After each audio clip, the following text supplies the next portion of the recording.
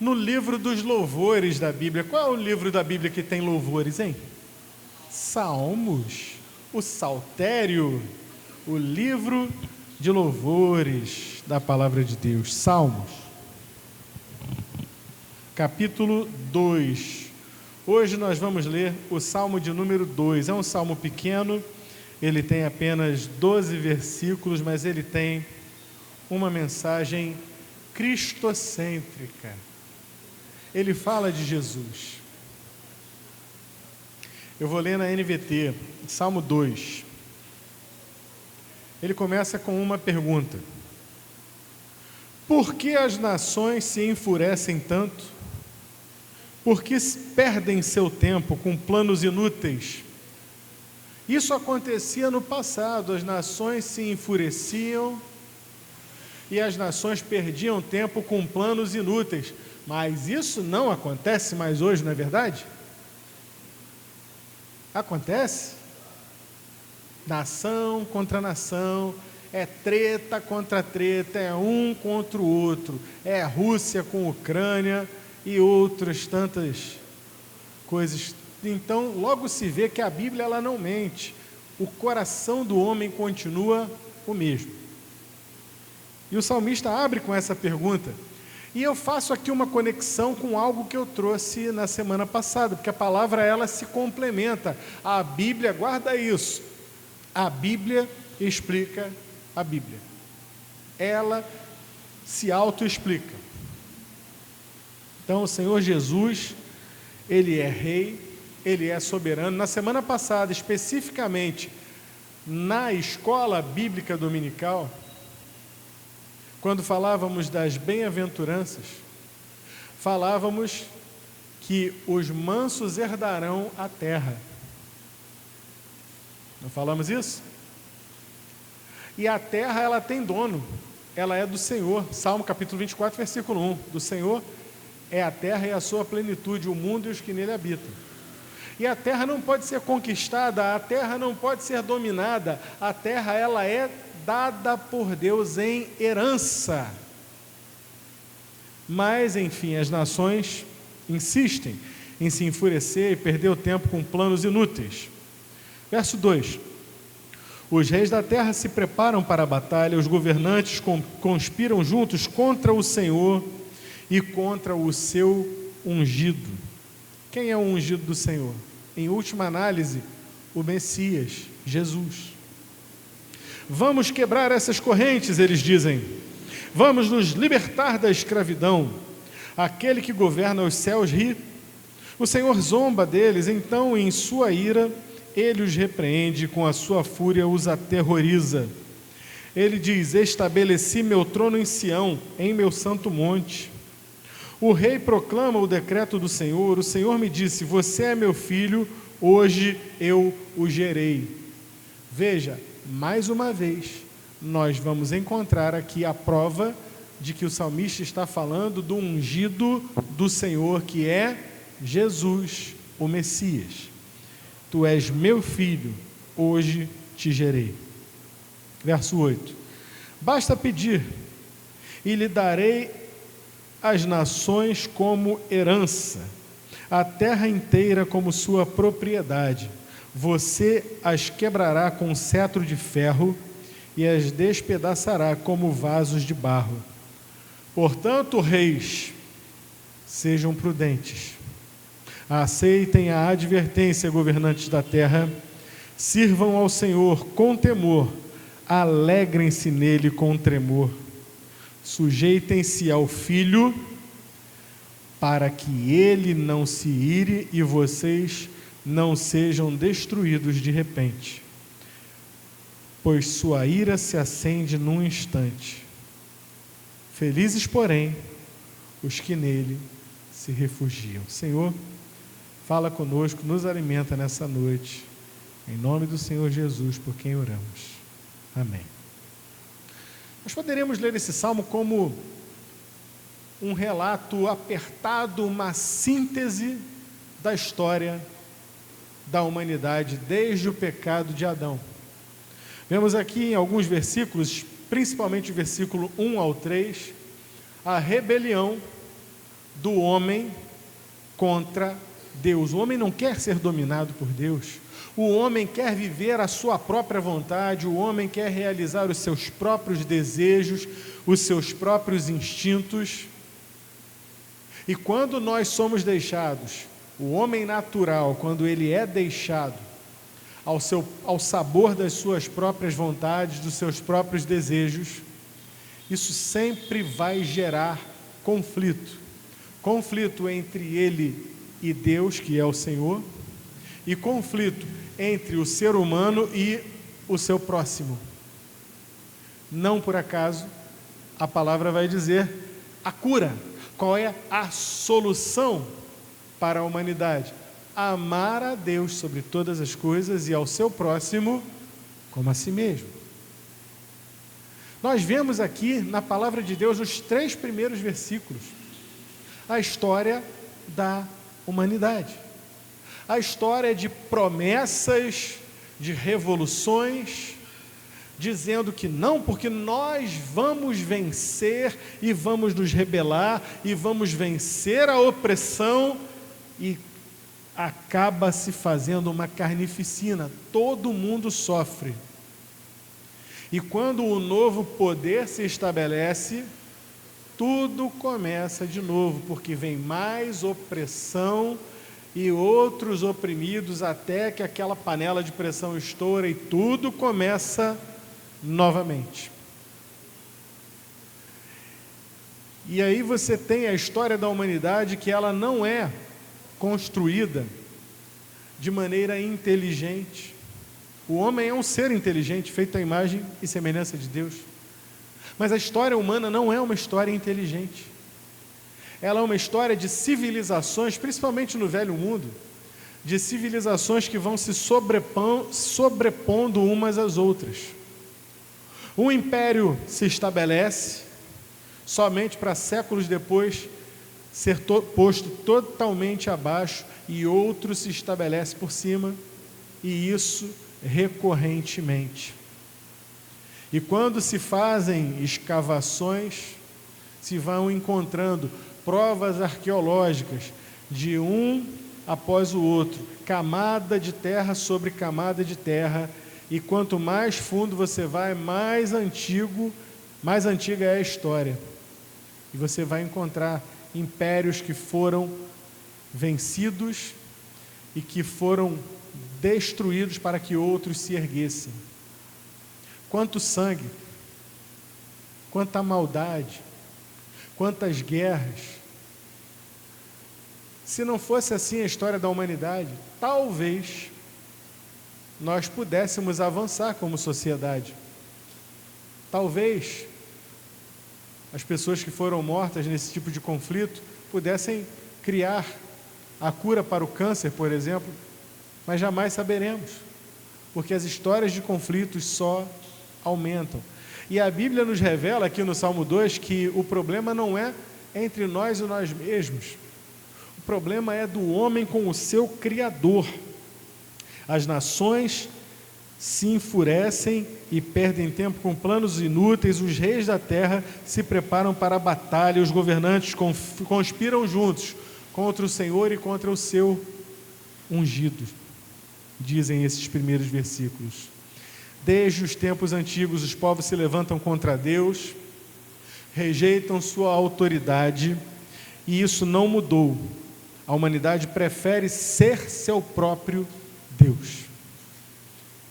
E como é que isso vai culminar? A Bíblia nos fala também. Estamos olhando para o passado, mas a Bíblia já nos dá uma janela de visão para o futuro. E no futuro virá aquele que comumente é chamado de anticristo, mas que a Bíblia chama de o varão da iniquidade. E qual é o grande objetivo do varão da iniquidade? Ser adorado como Deus. Meus irmãos, se você, assim como eu, anda cansada de olhar as notícias e ver o tanto de coisa que está ao avesso nesse mundo, fique sabendo, tudo isso está escrito. e que tudo isso é um retrato, ainda hoje, muito vívido, da rebelião do homem pecador contra o Deus soberano que está assentado no trono. Mas a solução para a rebeldia do homem foi mandada. Deus mandou o seu Filho para que o mundo fosse salvo por ele. E aqui nesse salmo, no Antigo Testamento, nos versículos 4 a 9, nós vemos que Deus responde com autoridade. O trono não está vazio. O trono não está à espera de alguém que chegue lá e se sente, tome o trono por força, por violência. Não. O trono está ocupado. Está ocupado pelo Filho de Deus, Jesus Cristo. Ele venceu a morte. Ele reina sobre tudo e sobre todos. Ele tem poder, verdadeiro poder. Não o poder bélico das armas nucleares, nada disso. Ele tem o verdadeiro poder. E o poder dele está nos céus e na terra. O fato de ele ainda não ter vindo e feito tudo aquilo que nós vemos no Apocalipse é simplesmente uma demonstração ainda da graça e da longanimidade de Deus. O Senhor está deixando e dando oportunidade para que o mundo rebelde ouça a mensagem e se converta. E o que o Apocalipse nos aponta? Nos aponta que a coisa vai estreitando, até que, por fim, sobrarão duas testemunhas. E essas duas testemunhas lá do Apocalipse, elas também serão mortas. E elas serão largadas no meio da rua para que todos vejam. E ao final de alguns dias, aquelas testemunhas serão ressuscitadas pelo Senhor. E aí, acabou a oportunidade. A partir daí é julgamento com toda a força. Meus irmãos, não devemos nos ocupar de pensar que vamos consertar esse mundo. Vamos consertar. Não, o mundo tem jeito. Não, a sociedade ainda tem jeito. Não tem. Não tem. A Bíblia assim o diz. Não adianta se iludir dizendo que a coisa vai melhorar, que o candidato A, B, C, que o poder político de fulano, beltrano, que a organização tal ou qual, não vai resolver. Não vai resolver. O que nós temos que ser nesse tempo? Sal e luz. O que nós temos que ser nesse tempo? Corpo de Cristo. O Senhor está assentado no céu à direita de Deus e nós estamos aqui, representando como embaixadores o Senhor soberano. E qual é o papel de Deus nisso tudo? Ele está vendo o que está acontecendo, ele vê esse levante das nações e a Bíblia nos diz, nós acabamos de ler, que ele ri, que ele zomba, porque a gente só pode rir diante de alguém que queira lutar contra o Senhor. É ridículo. E ridículo é aquilo que produz riso. É exatamente esse o significado da palavra. Mas ele também diz aqui que o Senhor ele se ri, mas que na sua fúria ele os repreende e os aterroriza. Nós podemos confiar no Senhor. Ele está assentado no trono. Ele deu uma promessa. Basta lhe pedir e lhe darei as nações como herança e a terra inteira como sua propriedade. Satanás conhecia a palavra. E Satanás, na terceira tentação lá no deserto, quando ele leva o Senhor Jesus a um alto monte, ele faz essa proposta. Ele mostra ao Senhor Jesus todos os reinos da terra e a sua glória, a sua majestade. E diz a ele: tudo isso te darei se prostrado me adorares. E o Senhor Jesus diz: vai-te, Satanás, porque está escrito: somente ao Senhor teu Deus adorarás e somente a Ele prestarás culto. E foi assim que isso aqui se cumpriu. O Senhor Jesus foi fiel até a morte, e morte de cruz, para fazer a vontade do Pai, que era salvar a humanidade. Nós podemos ou não podemos confiar nesse Salvador?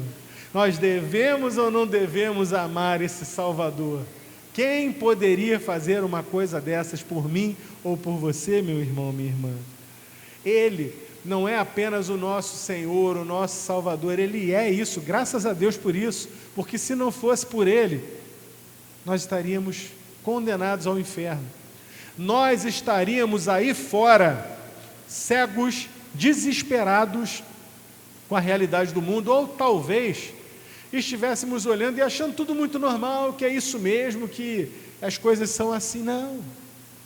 Se nós sentimos angústia, se nós sentimos tristeza pela forma como a humanidade tem se comportado, é justamente porque nós não somos desse mundo, é porque nós fazemos parte do corpo de Cristo.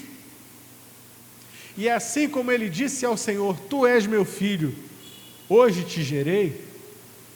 Em Cristo nós fomos feitos filhos de Deus. Você é um filho de Deus? Mas a todos os que o receberam, deu-lhes o poder de serem feitos filhos de Deus. Portanto, vimos um quadro composto por um mundo que se levanta contra Deus. Vimos um quadro de um mundo que se levanta contra Deus, mas é inútil esse levante porque o Senhor reina. Ele e o seu ungido, o Senhor Jesus.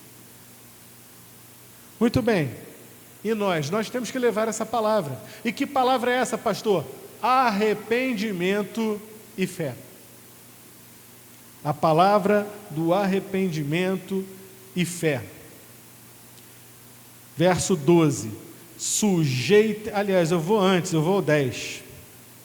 Portanto, reis, sejam prudentes, aceitem a advertência, governantes da terra, sirvam ao Senhor com temor, alegrem-se nele com tremor. Essa é a nossa palavra. Isso aqui é o que nós devemos falar às pessoas que estão lá fora, e inclusive aos poderosos. Essa palavra está direcionada aqui aos poderosos da terra. Verso 12, olha a admoestação: sujeitem-se ao Filho, para que ele não se ire, e vocês não sejam destruídos de repente, pois a sua ira se acende num instante. E quem é que poderia lutar contra a ira de Deus? Agora observe esse final. Felizes, porém, os que nele se refugiam. Você tem se refugiado no Filho de Deus, meu irmão, minha irmã? O mundo está uma loucura, está? Há guerras, rumores de guerras, brigas políticas, discussões, todo tipo de dissensão, inimizade, porfias. Isso vai minando a nossa força, isso vai tirando a nossa paz, isso vai nos cansando. Mas o que é que está escrito aqui? Felizes, porém, os que nele se refugiam. Há um lugar de refúgio para nós. E o lugar de refúgio para aquele que anda com o Senhor é exatamente debaixo das asas do Senhor. O Senhor que é terror para os que fazem mal, mas Ele é refúgio para os que andam com Ele. O Salmo termina com esse apelo urgente: reconheçam o Rei, sirvam-no com reverência. Uma expressão de temor, de submissão e amor. Felizes os que nele se refugiam. Se vocês me permitem, eu vou contar uma história. A história que talvez os irmãos já tenham ouvido. Conta essa história de um homem muito rico. O homem, ele era muito rico, ele era um colecionador de artes muito famoso. E ele era muito rico. Ele tinha quadros de Monet e de vários outros, Van Gogh, Picasso. Ele e o seu filho eram colecionadores de arte, tinham grande prazer nessa coleção. E viajavam o mundo, comprando e adquirindo as melhores artes. de repente estourou uma guerra.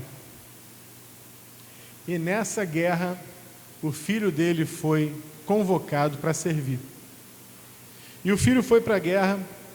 Após algumas semanas, o pai recebe uma carta com a notícia mais dolorosa da vida. Seu filho havia sido atingido em combate e faleceu. Muita tristeza no coração daquele pai. Trazem o corpo, fazem o enterro. E a vida daquele pai já não era mais a mesma, sem aquela alegria do filho presente. A guerra terminou.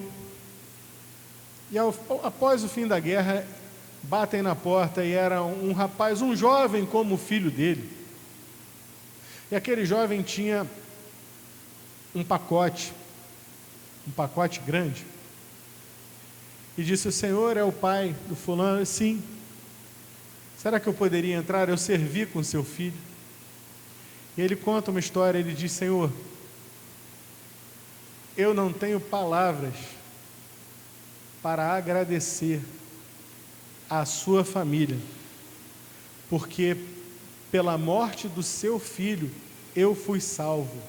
Ele me salvou de uma morte certa, se colocou na minha frente, e então eu fui salvo, fui resgatado. Eu sou um artista, eu não sou um artista de renome, mas eu pinto. Eu gostaria de deixar com o Senhor este quadro. E quando o Senhor abriu aquele pacote, o quadro era um retrato feito por aquele jovem, do filho dele falecido. E de repente aquele homem, que era um conhecedor das belas artes, se vê magneticamente atraído por um quadro de um pintor que não era profissional,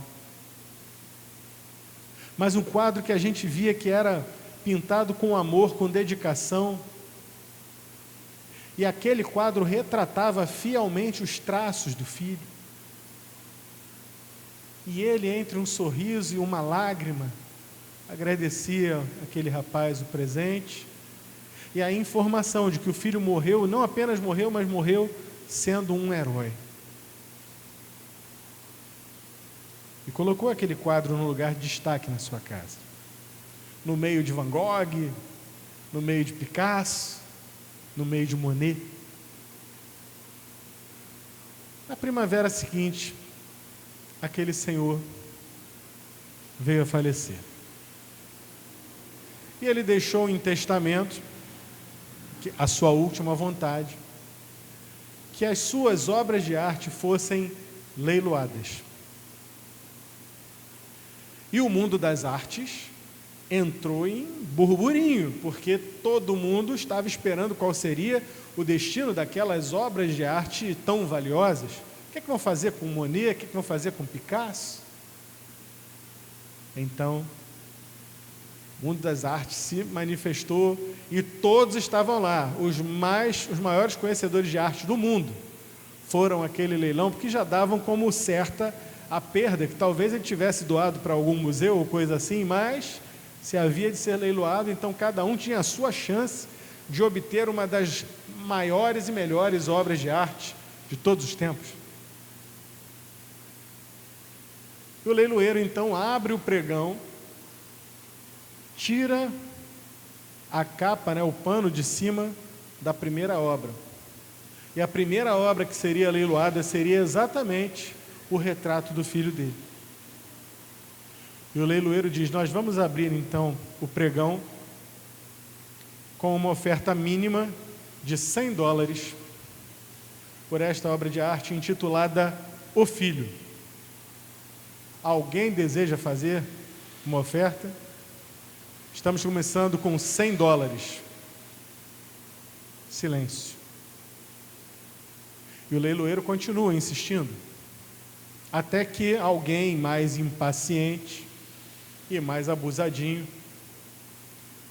diz: Senhor, nós não viemos aqui para comprar esse tipo de obra. Nós estamos aqui para comprar as grandes obras de arte. Será que não poderia passar adiante e deixar essa para o final? E o leiloeiro foi intransigente, disse que não. Nós vamos começar por esta obra, ela está saindo pela oferta mínima de $100. Depois dessa obra a gente pode ver o resto.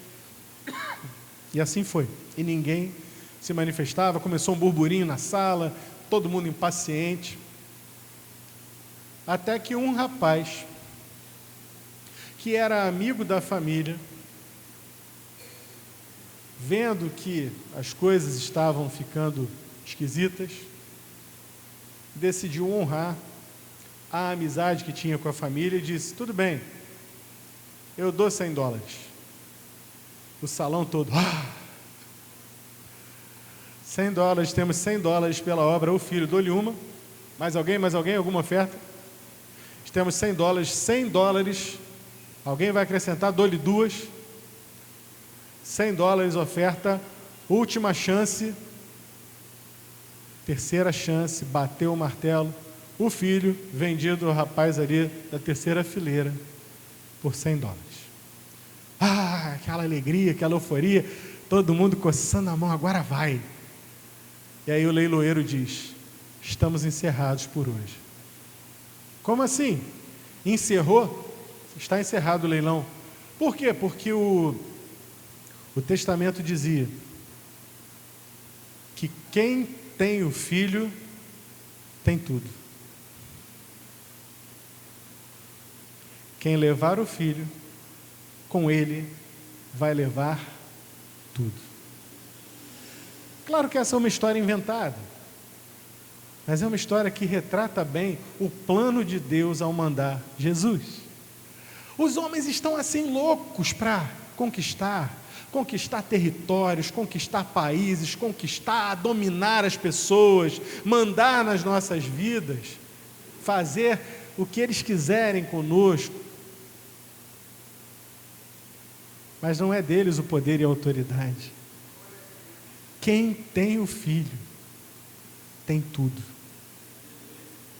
Quem tem o Filho tem tudo. E como diz o Salmo termina dizendo: felizes os que nele se refugiam. Se refugie em Jesus. Busque hoje, mais do que nunca, o nome do Senhor. Se refugie no Filho. Cresça na graça e no conhecimento do Filho de Deus. Vamos orar? Senhor, muito obrigado por esse salmo tão inspirativo. Nós possamos, Senhor, todos os dias nos dedicarmos a Ele, ao Filho, porque quem tem o Filho tem a vida. Porque como o Senhor mesmo disse a Filipe: Filipe, quem me vê a mim, vê o Pai. Ou como Paulo coloca, Ele é o primogênito dentre os mortos. O Senhor Jesus é tudo. O Senhor Jesus tem tudo. Quando Ele subiu aos céus, Ele disse: todo o poder me é dado nos céus e na terra. E lá em Marcos 16, o Senhor vai dizer que em seu nome expulsaríamos demônios, falaríamos línguas, pegaríamos em serpentes, e até se bebêssemos alguma coisa maligna, não nos faria mal algum. Tudo isso significando que em o Senhor Jesus nós temos suficiência. Ninguém pode tirar a vida da igreja. Assim como o Senhor deu a sua vida pelas ovelhas e ninguém tirou a vida dele, Ele também prometeu: a todo aquele que vier a Ele, ninguém as arrebatará da sua mão. Nós somos dele, dependemos dele. Ensina-nos, Senhor, a andar como filhos da graça, como filhos da luz, não nos importando tanto com o que o mundo anda fazendo e aprontando, mas olhando para Cristo, autor e consumador da nossa fé. andando como quem vê o invisível, Senhor, confiando e andando pela fé todos os dias, como filhos amados do Senhor, que somos nele, em Jesus. Em nome dele, nós assim oramos. Amém e amém.